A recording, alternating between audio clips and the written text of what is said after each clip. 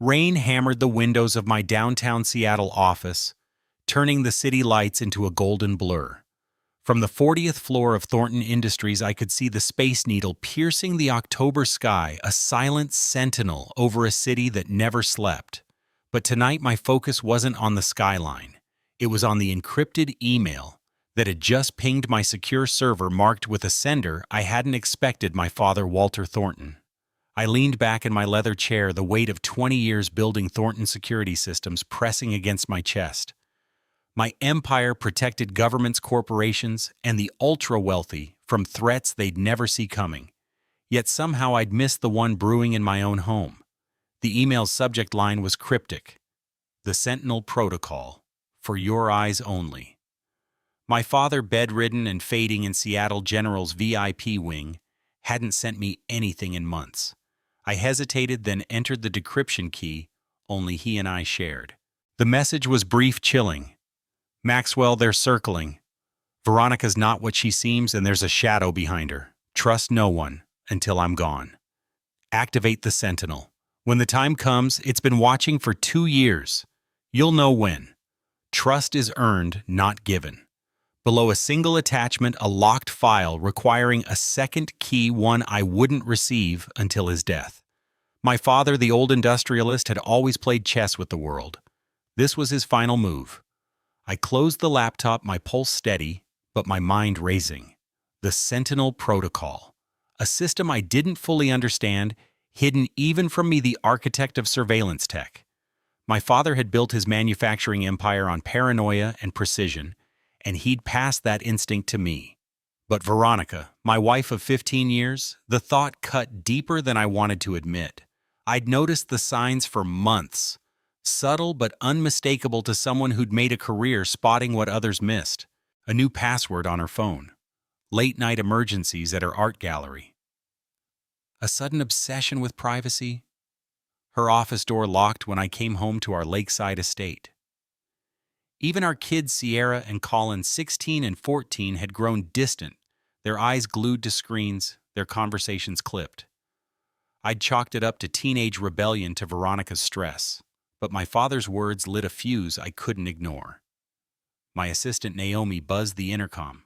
"Mr. Thornton, your wife called again. She's reminding you about tonight's dinner with the Polsons. Tell her I'll be there," I said, my voice flat, betraying nothing. I stood adjusting my tie in the reflection of the rain-streaked window. The man staring back wasn't just a CEO or a husband. He was a strategist, raised by a father who taught me that power reveals truth. If Veronica was hiding something, I'd find it. If the kids were slipping away, I'd pull them back. And if there was a shadow behind her, as my father warned, I'd drag it into the light. I opened a hidden drawer in my desk, pulling out a leather-bound journal I'd kept for the past year. Inside, I'd cataloged every anomaly: Veronica's late nights, Sierra's secretive phone calls, Colin's sudden interest in luxury cars. Tonight, I'd add another entry. But first, I needed to play the part. Doting husband, attentive father at this dinner. The Polsons, old friends and business allies, would expect the perfect family. Veronica was a master at that charade, her smile polished, her charm effortless. But I saw the cracks. And now, with the Sentinel Protocol humming in the background, I had a weapon to uncover them. As I left the office, my phone vibrated with a text from Liv Donnelly, my private investigator. Confirmed Veronica's been meeting someone. Details tonight. I slipped the phone into my pocket, my expression carved from stone. The rain kept falling, but inside me a storm was already raging. The game had begun, and I was ready to play it to the end. The antiseptic smell of Seattle General's VIP wing clung to my clothes as I sat by my father's bedside. Walter Thornton, once a titan who could silence a boardroom with a glance, now lay frail, his breaths shallow against the hum of machines.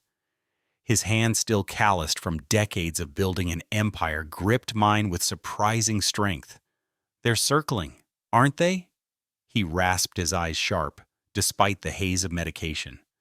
I raised an eyebrow, playing dumb.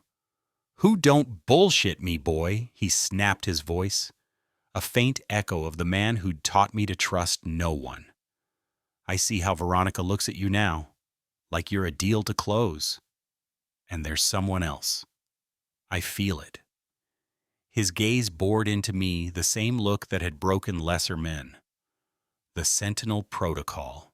You got my message? I nodded, the weight of his encrypted email from 2 nights ago heavy in my mind. The Sentinel Protocol. A surveillance system he'd hidden even from me, tracking Veronica for 2 years, locked until his death. I got it, I said. But I can't access the full data yet. You will. He coughed, his grip tightening. When I'm gone, it'll give you everything. Power reveals Maxwell. Always remember that. I left the hospital with his words burning in my ears. Power reveals. My father's philosophy had built Thornton Industries, and I'd honed it into a blade running my security empire. But now that blade was turned inward, cutting through the life I'd built, with Veronica, Sierra, and Colin. The drive to my lakeside estate was a blur. The Seattle rain smearing my windshield like the doubts I refused to acknowledge. At home, the mansion glowed with the warmth of a staged perfection. Veronica greeted me at the door, her smile as practiced as ever, but her eyes didn't meet mine. "You're late," she murmured, adjusting my tie with hands that lingered a fraction too long, like she was checking for cracks in my armor. "The Polsons are waiting." Traffic, I lied, brushing past her. Inside, Sierra and Colin barely looked up from their phones, their faces lit by screens that held more of their attention than I ever did these days.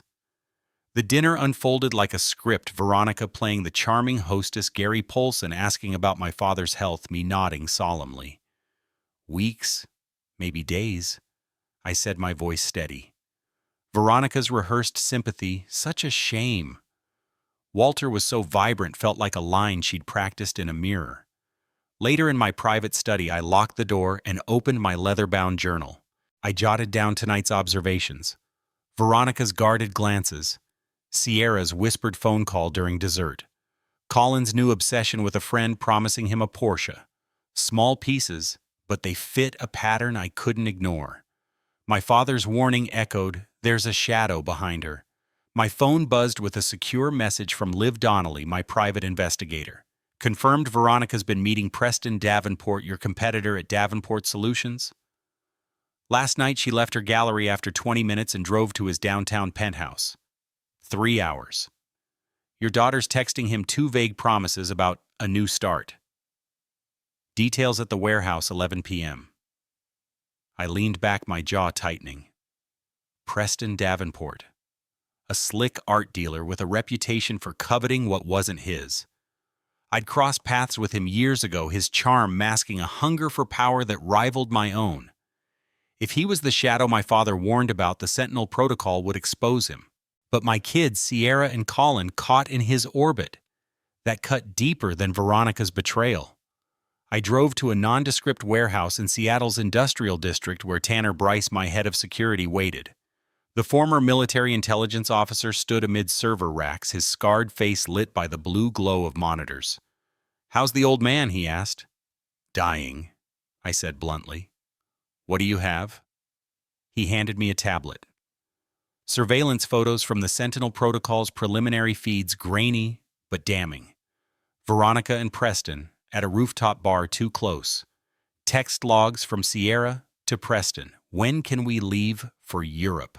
Colin's messages bragging about a new deal for a Lamborghini. My grip tightened on the tablet, but my face stayed cold. "There's more," Tanner said, swiping to a new screen. "Veronica's been meeting Teresa Campbell, the best divorce attorney in the state, and she's digging into your father's will." I paced the room, the pieces snapping together. Veronica wasn't just cheating, she was planning a coup, and she'd turned my own kids against me. The Sentinel Protocol, still locked, held the key to unraveling it all. "Keep monitoring," I told Tanner. "I need to know how far this goes before I make my move." Back home, I found Sierra packing a suitcase. "Mom's taking me on a girls' trip," she said, avoiding my eyes. Her phone buzzed and she angled it away, but not before I glimpsed Preston's name on the screen. "Spa resort?" She added, her smile as fake as her mother's. "You wouldn't care." Colin was in his room, hunched over a gaming console. "Fishing this weekend?" I asked, testing him, like we used to. He snorted, not looking up. "Got plans with Braden." A lie. I knew. His phone's GPS, synced to my systems, showed no plans with Braden. Just another thread in the web Veronica and Preston were weaving. I returned to my study, opened my laptop, and accessed a secure server. The Sentinel Protocol's preliminary data confirmed Liv's report.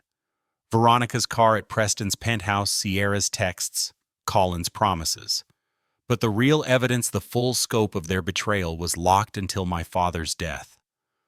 I poured a scotch, staring at a family photo on my desk. Christmas 2 years ago. Everyone smiling.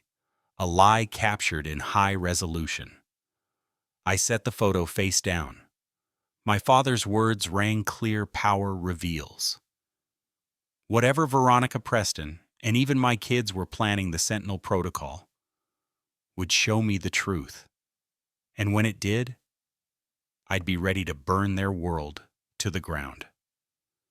The rain fell in sheets over the Seattle cemetery, turning the grass into a slick, mournful mirror of the gray sky. Black umbrellas dotted the crowd. Mourners huddled beneath them, their faces etched with rehearsed grief. I stood beside my father's open grave, my suit soaked through, my expression carved from granite. Walter Thornton's casket gleamed under the drizzle, a final monument to the man who'd built an empire from nothing and taught me to trust no one. But it wasn't his absence that cut me today. It was the betrayal I felt brewing in the air. Veronica stood at my side, her hand resting lightly on my arm, a performance of wifely support. Her designer morning dress was impeccable, her face a mask of sorrow. But I caught the flicker in her eyes, calculating, not grieving. Sierra and Colin lingered a few steps away. Their heads bowed, but their fingers twitched over their phones, stealing glances at the screens when they thought I wasn't looking. Across the gathering, half hidden by an ancient oak, I spotted Preston Davenport, his presence as subtle as a snake in the grass. He was here to pay respects, no doubt, but I knew better. The Sentinel Protocol's preliminary feeds had already shown me his late-night meetings with my wife. The minister's voice droned on words about legacy and eternal rest, but I barely heard him. My mind was on the encrypted message I'd received an hour ago, triggered automatically by my father's death at 3:17 a.m. Sentinel Protocol access granted. Key WT 1968 legacy. I hadn't had time to unlock the full system, but the partial data texts, GPS logs, grainy photos had confirmed what I'd feared. Veronica was planning something big, and Preston was her shadow. My father's warning echoed. "They're circling." As the casket lowered, the crowd shifted, expecting the service to end. But Veronica stepped forward, her heels sinking into the wet earth, and raised a hand to silence the murmurs. "Before we leave," she said, her voice clear and sharp, cutting through the rain, "I have an announcement to make." My stomach tightened, but I kept my face blank, every muscle trained to betray nothing. Veronica turned to the mourners, board members, family, friends, business associates, her eyes gleaming with purpose. "As we honor Walter Thornton's legacy, we must protect Thornton Industries from instability. I've secured a majority vote from our shareholders to remove Maxwell as CEO, effective immediately. His grief, his erratic behavior, has made him unfit to lead." Gasps rippled through the crowd. She gestured to Preston, who stepped forward with a smug nod. "Preston Davenport, a trusted advisor, will join the board to guide us into a new era. Together, we'll ensure the company thrives." Sierra and Colin moved to her side, their faces hard with defiance. "Dad's lost it," Sierra said loudly, her voice carrying over the stunned silence. "He's not fit to carry Grandpa's name." Colin nodded, his jaw set. "We're done with you, Dad. You're a failure, and we're moving on." The words hit like a blade, but I stood motionless, rain dripping from my jaw. The mourners whispered, cameras clicked from the reporters at the gate, and Veronica's lips curved into a triumphant smile. She thought she'd won, thought she'd humiliated me on the day I buried my father. But she didn't know about the Sentinel protocol now fully unlocked humming in a server I'd access tonight. She didn't know I'd seen this coming. As the crowd began to disperse, my longtime lawyer, Oliver Walsh, approached, his face grim. "Max, we need to talk. The board's in chaos, and Veronica's move was coordinated. They've got votes." He lowered his voice.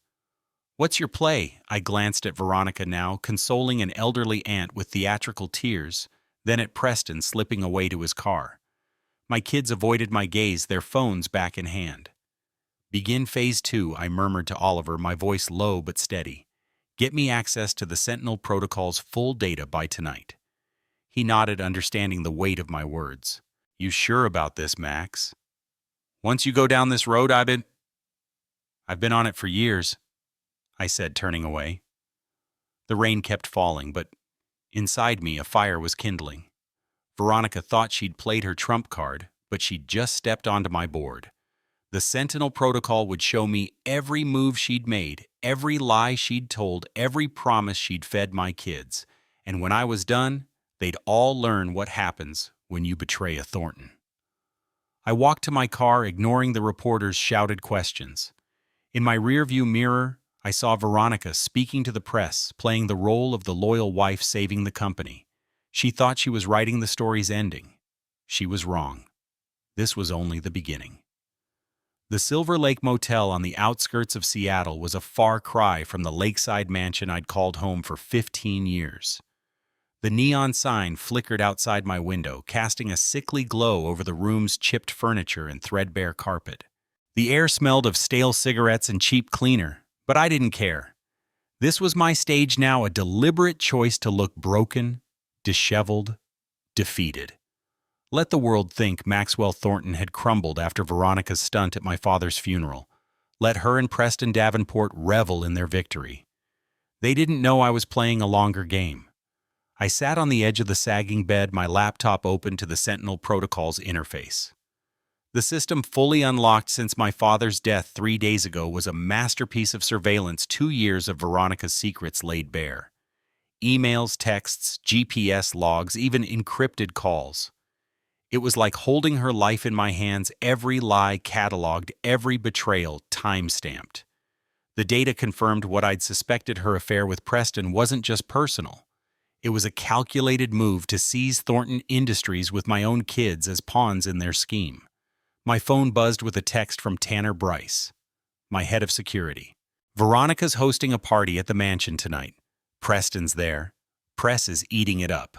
Update at 10 p.m. I smirked, picturing them toasting their takeover, oblivious to the trap I was setting. The Sentinel protocol had given me something better than revenge. It had given me control.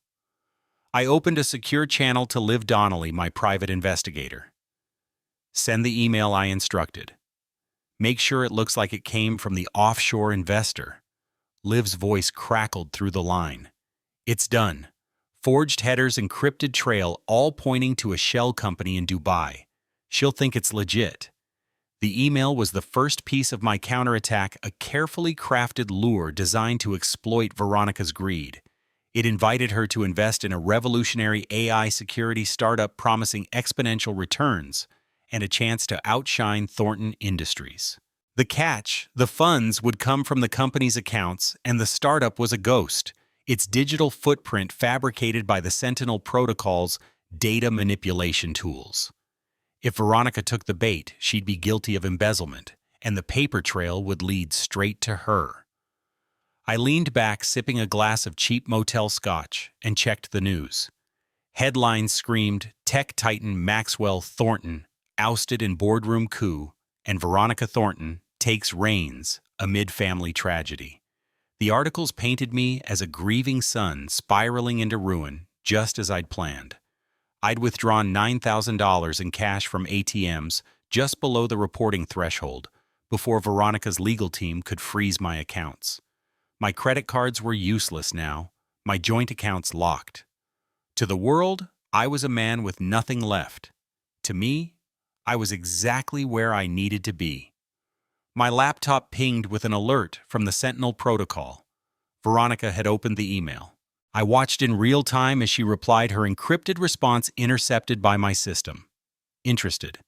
Send details for wire transfer. Discretion assured. Her greed was predictable, almost pathetic. I forwarded the response to Liv. Set up the account. Make it look like it's worth $200 million. She'll bite. Later that night, Tanner met me at the warehouse, our makeshift command center. The server racks hummed their blue glow, illuminating his scarred face as he handed me a tablet. "She's throwing a party like she's already won," he said, swiping to a live feed from the mansion. Veronica, radiant in a designer gown, clinked champagne glasses with Preston. Sierra and Colin were there too, laughing with guests, their betrayal a knife in my gut. "The press is calling her the new face of Thornton Industries," Tanner added. "Stocks up 8% on her leadership." "Let them celebrate," I said, my voice cold. "The higher they climb, the harder they fall." I tapped the tablet, pulling up the Sentinel Protocol's fabricated account details. She transferred $5 million from the company's discretionary fund an hour ago. The feds will trace it to her personal offshore account by morning. Tanner raised an eyebrow. "You're playing dirty, Max. Embezzlement's a federal crime." "She made her choice," I replied, setting the tablet down. "The Sentinel Protocol just showed me who she really is." I glanced at the feed again, watching Sierra text furiously. No doubt to Preston and Colin, showing off a new watch. Probably another bribe. My kids had chosen their side, and it wasn't mine. The pain was sharp, but I buried it. Emotions were a luxury I couldn't afford. I stood pacing the warehouse floor. "What's Preston doing?" I asked. "Moving into the mansion already," Tanner said. "He's got meetings lined up with your top clients tomorrow, pitching a shift to consumer tech." "Risky move." "Predictable," I corrected. "He's overreaching, just like Veronica. Keep the protocol monitoring their communications. I want every email, every call." As Tanner nodded, my phone buzzed with another alert. Veronica had authorized a second transfer, $10 million, this time into the fake startup's account. The Sentinel Protocol flagged it instantly, generating a trail of evidence that would bury her. I allowed myself a thin smile. She thought she was building an empire. Instead, she was building her own prison. I poured another scotch, the cheap burn grounding me. The game was moving faster now, each piece falling into place. Veronica and Preston thought they'd checkmated me at my father's grave. They didn't know I'd been playing this board for years with the Sentinel Protocol as my queen. The next move was mine, and it would hit them where it hurt most. The Seattle skyline stretched before me, its lights fractured through the rain-streaked window of my temporary command center, a nondescript warehouse in South Seattle's industrial sprawl. Inside, banks of monitors glowed with data from the Sentinel Protocol. My father's final gift, now a weapon in my hands. For 2 weeks, I'd played the part of a broken man holed up in the Silver Lake Motel, while the world whispered of my downfall. The headlines were vicious Maxwell Thornton crumbles after boardroom coup, and Veronica Thornton's bold vision saves empire. Let them talk. Every lie they believed brought me closer to checkmate. Veronica and Preston thought they'd won when she ousted me as CEO at my father's funeral, with my own kids, Sierra and Colin, cheering her on. They thought the $15 million she'd siphoned into a fake AI startup, courtesy of my forged email, was their ticket to a new empire. They didn't know the Sentinel Protocol had recorded every click, every transfer, building a case that would bury them. The feds were already sniffing around thanks to the embezzlement trail I had laid. But that was just the opening move. Today I had raised the stakes. I sat at a steel desk, the hum of servers filling the silence as I reviewed the protocol's latest feeds. Veronica was spiraling. Her lavish spending at Seattle's high-end boutiques and late-night parties with Preston were bleeding Thornton Industries dry. The stock was shaky, investors nervous. My kids weren't faring much better. Sierra's social media was flooded with posts about her new life, but the comments were turning cruel whispers of her mother's recklessness spreading. Colin, meanwhile, had been caught with a flask at school, his grades tanking. Their betrayal still burned, but I pushed it down. Focus was my armor now. Tanner Bryce, my head of security, strode in his scarred face, unreadable. "It's time, Max," he said, handing me a tablet. "The board's meeting in an hour. Veronica's pushing to sell off the security division, says it's outdated. Preston's backing her." "Perfect," I replied, my voice ice cold. "They're overreaching just as I predicted." I tapped the tablet, opening a secure interface for the Sentinel protocol. "Activate the Phoenix protocol. Release the data leak." Tanner hesitated. "This'll tank the stock, Max. You sure you want to hit the company this hard?" "It's not the company I'm hitting," I said, my eyes locked on the screen. "It's them." The Phoenix protocol was my endgame. A fabricated data breach crafted by the Sentinel protocol designed to look like it came from Thornton Industries' internal servers. Emails, memos, and contracts, all forged, would leak to the press, accusing Veronica and Preston of selling trade secrets to a rival firm. The Sentinel protocol's algorithms had woven a perfect lie, embedding just enough truth dates, names, meeting locations from its surveillance logs to make it undeniable. By noon, every news outlet in Seattle would be screaming scandal. I hit the execute command, and within minutes the first alerts pinged my phone. Thornton Industries, rocked by data breach, Veronica Thornton implicated in trade secret sale. Social media exploded, analysts questioned the company's stability, and the stock plummeted 15% by lunch. I watched a live feed from the Sentinel protocol. Veronica in her office, frantic, yelling into her phone as Preston tried to calm her. They were unraveling just as I'd planned. I drove to a quiet coffee shop across town where my lawyer Oliver Walsh waited. I'd kept up the act of a disheveled wreck, unshaven suit rumpled to sell the narrative of my collapse. A few patrons glanced my way, whispering. Oliver slid into the booth, his face tense. "The board's in panic mode," he said, keeping his voice low. "Veronica's trying to spin the leak as a cyber attack, but the evidence is airtight. Clients are pulling contracts.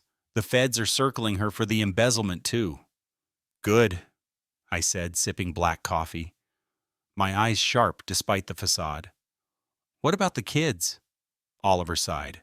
"Sierra's been dropped from her school's honor society. Too much gossip about her mom. Colin's facing suspension, caught with alcohol again. They're taking the hit hard, Max." A flicker of something guilt maybe crossed my mind, but I crushed it. "They chose their side," I said flatly. "Keep the pressure on. File objections to Veronica's board decisions, but don't push too hard. Let her think she's still in control." Oliver leaned closer. "The Phoenix protocol's working, but it's dangerous. If the feds dig too deep, they might trace the leak back to you." "They won't," I said, my voice steady. "The Sentinel protocol's clean. Every trace points to Veronica's personal server." I glanced at my watch. "I'm meeting Fedra Reynolds in an hour. It's time to finalize the next phase." I left the coffee shop and drove to a sleek office in Seattle's financial district where Fedra, my trusted wealth manager, waited. She greeted me with a knowing look.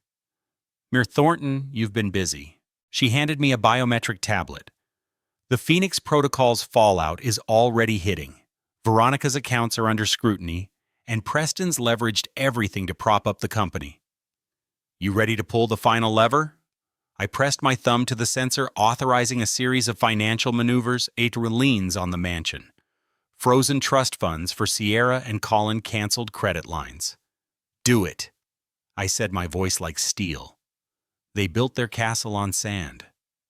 Now the tide comes in. As I walked back to my car, my phone buzzed with another Sentinel protocol alert. Veronica was on a call with her lawyer, her voice cracking as she realized the startup investment was a trap. Preston was screaming about lawsuits. I allowed myself a cold smile. The web they'd woven was collapsing, and the Sentinel protocol was the spider pulling every thread. They thought they'd buried me at my father's funeral. They were about to learn how wrong they were. The Olympic Peninsula's dense forest swallowed my cabin, shielding it from prying eyes and satellite feeds. Registered to a ghost couple from Montana, this safe house was my fortress now. A far cry from the Silver Lake Motel's grime. Inside, monitors linked to the Sentinel protocol glowed with real-time updates painting a picture of chaos in Seattle. Veronica and Preston thought they'd buried me with their boardroom coup at my father's funeral. They thought the $15 million Veronica funneled into a fake startup was their golden ticket. They thought the data leak I'd unleashed accusing them of selling Thornton Industries trade secrets would blow over. They were wrong. The Sentinel Protocol. My father's final checkmate had given me everything, every text, every call, every secret they thought was safe.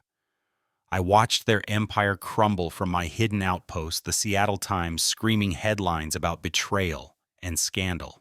Thornton Industries' stock had tanked another 20% since the leak hit. Clients were jumping ship. And the feds were circling closer, sniffing the embezzlement trail I'd laid. Veronica's face, once radiant on society pages, now stared out from grainy paparazzi shots, haggard-cornered, clutching Preston's arm like a lifeline. I leaned back in my chair, the faint scent of pine seeping through the cabin's walls. My phone buzzed with a secure message from Tanner Bryce, my head of security. Veronica's cracking. She's fighting with Preston at the mansion. Sierra's socials are a mess. Kids at school are shunning her. Colin's been caught sneaking booze again. Board's meeting tomorrow, emergency session. Update at 9 p.m. I set the phone down, my jaw tight. My kids' betrayal still stung their words at the funeral, calling me a failure, siding with Preston echoing in my head. But I couldn't let that distract me. Not now. The Sentinel Protocol's live feed showed Veronica at the mansion, pacing her office, yelling into her phone. "It's a setup, Teresa. Someone's framing me." Her lawyer's voice was faint, but I caught the word evidence. The forged emails from the Phoenix Protocol, backed by real data from the Sentinel, were airtight. Preston, meanwhile, was on another call, his face red, as he begged investors to stay. Their alliance was fraying, just as I'd planned. I opened my laptop, pulling up the protocol's surveillance logs. Sierra's latest post, a defiant selfie captioned, "New Beginnings," had drawn a flood of hate comments. "Gold digger's daughter," and "Your mom's a fraud." Colin's school records, hacked via the protocol, showed a disciplinary hearing scheduled for next week. Their world was collapsing. And part of me, the part I buried deep, felt a pang. They were my kids after all. But they'd chosen Veronica and Preston over me. Actions had consequences. My next move was already in motion. The Sentinel Protocol had planted seeds for the next phase. A whistleblower, a loyal employee, I'd positioned years ago, ready to step into the spotlight with leaked documents that would seal Veronica and Preston's fate. I'd instructed Liv Donnelly, my private investigator, to prep the release. The documents forged contracts, text exchanges, even audio snippets from the protocol would paint a damning picture of their conspiracy to gut Thornton Industries. The press would eat it up, and the board would have no choice but to act. I stood pacing the cabin's hardwood floor and checked my watch. Time to make my presence felt just enough to keep them off balance. I sent a coded message to Phaedra Reynolds, my wealth manager. Execute Phase 3. Freeze the secondary accounts and file the liens. The Sentinel Protocol had tracked Veronica's personal accounts, now bloated with her reckless spending. Phaedra's team would lock them down along with the mansion's title and the kids' trust funds. By morning, they'd be financially stranded. A new alert pinged a tabloid headline: "Maxwell Thornton flees to Switzerland amid scandal." I'd leaked that story myself using a doctored border record from the protocol. Let the world think I was running. It made Veronica and Preston's victory seem complete. Their guard lowered. I glanced at the monitor, watching Preston host a pool party at my former home. Oblivious to the noose tightening, Veronica was there, laughing too loudly, her eyes darting nervously. Sierra and Colin hovered at the edges, their faces drawn no longer the confident rebels from the funeral. I poured a measure of bourbon, the amber liquid catching the monitor's glow. The Sentinel Protocol's feeds showed me everything: their panic, their fights, their crumbling facade. I'd built this trap over years, guided by my father's warning and the protocol's unblinking eye. Veronica thought she'd outplayed me. Preston thought he'd stolen my empire. My kids thought they could erase me. But the illusion of their victory was shattering piece by piece, and I was the one holding the hammer. I raised my glass to the empty room, a silent toast to the game I was about to end. The Sentinel Protocol had shown me who they really were. Now, it was time to show the world. Dawn broke over Seattle, the rain a steady drumbeat against the city's pulse. From my cabin on the Olympic Peninsula, I watched the monitors flicker with the Sentinel Protocol's feeds, each one a window into the chaos I'd unleashed. The fake data leak I'd triggered, the Phoenix Protocol, had sent Thornton Industries' stock into a free fall, with clients fleeing and the press feasting on Veronica and Preston's downfall. Their boardroom coup at my father's funeral, Veronica's $15 million embezzlement into a fake startup, all of it was unraveling. But I wasn't done. Today, the world would see the truth. The Seattle Times broke the story at 6 a.m. Whistleblower exposes Thornton Industries conspiracy. Veronica Thornton and Preston Davenport, accused of fraud. The whistleblower, a loyal employee I'd planted 3 years ago, stepped into the spotlight at a press conference clutching a stack of documents and audio recordings from the Sentinel Protocol, forged contracts, text messages, and a damning clip of Veronica and Preston plotting to sell company secrets, every piece meticulously crafted to blend real surveillance data with my fabrications. The audio was the kicker. Preston's voice coaching Veronica at my father's mansion. Say Maxwell's unstable. Make it hurt. Sierra and Colin's laughter in the background mocking me as pathetic cut deeper than I'd expected. I watched the live feed from the protocol as the press conference aired. Reporters swarmed, cameras flashing, as the whistleblower Ellen Carter, a mid-level accountant with a flawless cover, laid out the evidence. Social media erupted. Veronica Thornton's a fraud, and Preston Davenport targeted the family. The narrative flipped overnight. I wasn't the broken man who'd fled to Switzerland. I was the victim of a calculated betrayal orchestrated by my wife and her lover, with my own kids as accomplices. My phone buzzed with a secure message from Tanner Bryce. Veronica's been arrested. Feds hit her condo at 5 a.m. Preston's penthouse is being searched now. Board's in emergency session. They want you back as CEO. I leaned back, a cold satisfaction settling in. The Sentinel Protocol had done its job, turning their victory into ash. But the kids, Sierra and Colin, their faces on the feed pale and shaken, as Veronica was led away in handcuffs, stirred something I didn't want to name. Guilt, regret, I pushed it down. They'd chosen their side. I drove into the city clean-shaven and suited, my disheveled motel act discarded. Thornton Industries headquarters loomed ahead, its glass facade reflecting the stormy sky. Employees gathered in the atrium, their whispers halting as I walked in, Oliver Walsh at my side. "Welcome back, Max," he murmured, handing me a tablet with the board's resolution. Unanimous vote to reinstate me as CEO with expanded powers to stabilize the company. The stock jumped 18% on the news. I settled into my old office, the Seattle skyline unchanged, but everything else transformed. Oliver sat across from me reviewing legal updates. "The feds have a slam-dunk case," he said. "Veronica's facing wire fraud and conspiracy. Preston's prior fraud investigations make him a sitting duck. They're both looking at years behind bars. And the kids?" I asked, my voice steady, but my chest tight. Oliver hesitated. "Sierra's been kicked out of her school's social circle. College offers are drying up. Colin's suspended, caught with pills this time. They're pariahs, Max." I nodded, staring out at the rain. The Sentinel Protocol's feed showed Sierra at her aunt's house, scrolling through hate-filled comments on her phone. Colin was in his room staring at a blank wall. They were paying for their betrayal, but the site didn't bring the satisfaction I'd expected. "Keep monitoring," I told Oliver. I need to know their next move. As he left, I opened the protocol's interface, reviewing the whistleblower's files. Every detail was perfect, a tapestry of truth and lies woven by my father's system. Veronica and Preston had thought they could erase me. Instead, I'd erase them. But as I watched my kids' broken faces on the screen, a question lingered. Had I gone too far, I buried it, focusing on the next phase. The game wasn't over yet. The Emerald Lounge atop Columbia Tower was a cathedral of glass and power, Seattle's lights sprawling below like a conquered kingdom.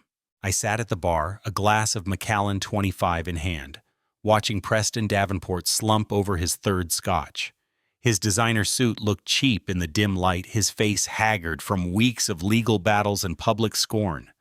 The Sentinel Protocol had stripped him bare, his penthouse seized his accounts, frozen his name synonymous with fraud. When I took the stool beside him, his head snapped up, eyes wide with shock. "You," he hissed. "You've got some nerve." "Funny," I said, my voice smooth as ice. "That's what I thought when you moved into my house and tried to steal my company." I sipped my scotch, letting the burn settle. "You're facing 20 years, Preston. All because you couldn't resist the bait." His eyes narrowed, bloodshot and desperate. "You framed me. The data leak, the embezzlement, it's all you." I leaned closer, my gaze arctic. "No, Preston, I just gave you the rope. You hung yourself." I paused, letting the words sink in. 3 years ago, your company, Davenport Solutions, was drowning. You were desperate, bleeding cash. Who do you think bailed you out? An anonymous investor wiring funds through a Cayman's shell company. Sound familiar? His face paled, the realization hitting like a freight train. You funded me." Every dime, I said, setting my glass down. "I knew you'd come for Thornton Industries. Men like you always do. So I put you in Veronica's path. Let her gallery be the bait. The Sentinel Protocol tracked every move, your meetings, your promises to my kids, your plan to gut my empire. I didn't make you seduce my wife or turn my children against me. I just gave you the chance to show who you are." Why, he demanded, his voice breaking. "Why go this far?" I leaned back, my expression unreadable. "Because I needed to know who I could trust. You failed. Veronica failed. Even Sierra and Colin failed." My voice hardened. "You used them, Preston. My kids. That's where you crossed the line." He laughed, a bitter sound. "And what now? You've ruined us." "You happy?" I slid a key card across the bar. "There's a jet at Boeing Field. It'll take you anywhere outside U.S. jurisdiction. The Cayman's account you thought was gone.